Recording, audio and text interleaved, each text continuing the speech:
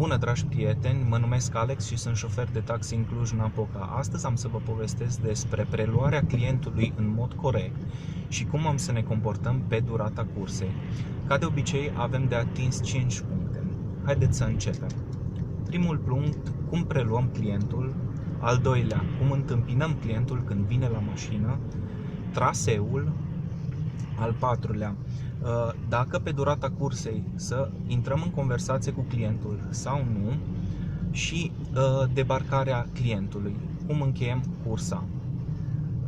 În primul rând, cum facem preluarea clientului? Preluarea clientului, când ne îndreptăm spre destinație, spre o comandă, și îmbarcarea clientului se face în condiții de siguranță. Încercați, când ajungeți la destinație, să trageți mașina cât mai mult pe partea de carosabilului. Dacă se poate, urcați încet pe trotuar, faceți-i semn la client să aștepte până trageți în condiții de siguranță pe partea dreaptă. Nu doriți ca o mașină din spate să nu vă observe, să vină cu viteză și să vă lovească mașina. Așa că semnalizați din timp, nu puneți frână și după aceea semnalizați din timp. Asigurați-vă că puteți urca sau trage cât de mult puteți pe partea dreaptă a trotuarului. Puneți avarile și în Japonia se obișnuiește ca șoferul de taxi să deschidă ușa clientului și eu obișnuiesc să fac acest lucru, dar din cauza că mașina mea are o clanță mai ciudată și nu se vede. Și atunci obișnuiesc să mă întind mâna și deschid ușa clientului în așa mod încât să fie mai ușor îmbarcarea clientului. Cum întâmpinăm clientul? De obicei, când clientul urcă la mine în mașină, îi zic bună ziua, poftiți, sau bună seara, poftiți, și îl întreb adresa unde dorește.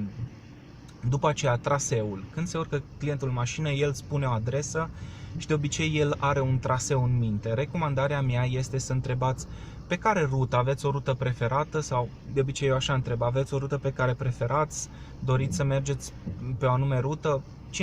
50% din clienți au preferințe, 50% din clienți nu au preferințe de rută și îmi spun să mă duc pe unde doresc, să-i duc repede sau încet, mergeți mai repede.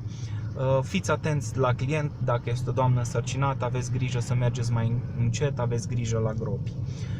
Dacă să vorbim, la punctul 4, dacă să vorbim sau nu cu clientul, dacă deschidem o discuție sau o conversație pe durata parcursului cursei. Aici, cu timpul, pentru începător, ai să înveți să citești clienții, ai să înveți să vezi dacă vorbește la telefon sau dacă este ocupat să facă altceva, să uită pe telefon. Lăsați clientul în pace, puneți un pic de radio, fiți atent la drum. Dacă este un client cu care vedeți că e un pic supărat sau așa și doriți să intrați în conversație cu el, recomandarea mea, poți să începi, nu știu, astăzi ce zi înorată este, cu soare este astăzi sau a plouat, e frig. Începeți un anumit tip de discurs. Dacă vedeți că el continuă mai mult decât un simplu da, înseamnă că clientul vrea să stea la o poveste sau dorește să povestească.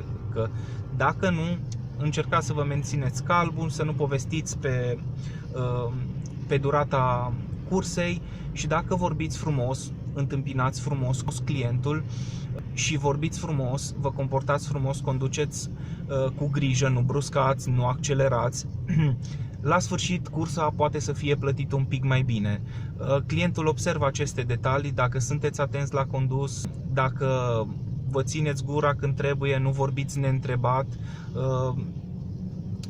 Clientul observă aceste lucruri și o să aprecieze foarte mult dacă știți cum să vă comportați în mod educat. Acum, cum se face debarcarea? Debarcarea în același mod se face în condiții de siguranță. Încercați, chiar dacă clientul vă spune opriți aici, încercați să nu ascultați și să încercați să opriți în condiții de siguranță. Întrebați din timp când vă apropiați de adresă. Eu de obicei spun, vă rog frumos să-mi ziceți din timp ca să am timp să opresc în condiții de siguranță. Obișnuiesc să spun lucrul ăsta. Obișnuiesc să fiu educat cu clientul, să vorbesc frumos cu el, în așa mod încât clientul observă acest lucru și de multe ori clienții mă întreabă Dar de unde sunteți? De ce vorbiți așa frumos cu mine? Clienții nu sunt obișnuiți să fie întâmpinați frumos și să vorbească șoferii frumos cu ei. Eu vorbind frumos, majoritatea curselor pe care le fac sunt plătite mai bine. Deci, repet, aveți grijă de client, vorbiți frumos, conduceți cu atenție și la finalul cursei o să fiți plătiți un pic mai bine. Nu uitați să faceți o faptă bună pe zi, înseamnă foarte mult pentru cineva. Și acum am să vă las cu un alt video care l-am înregistrat pe mașina mea.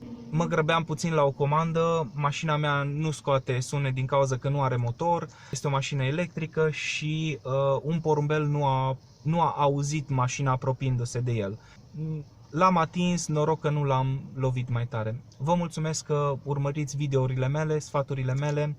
Dacă aveți un prieten începător și doriți să împărtășiți acest video, vă rog dați share, dați un like și vă rog frumos lăsați și un comentariu în partea de jos.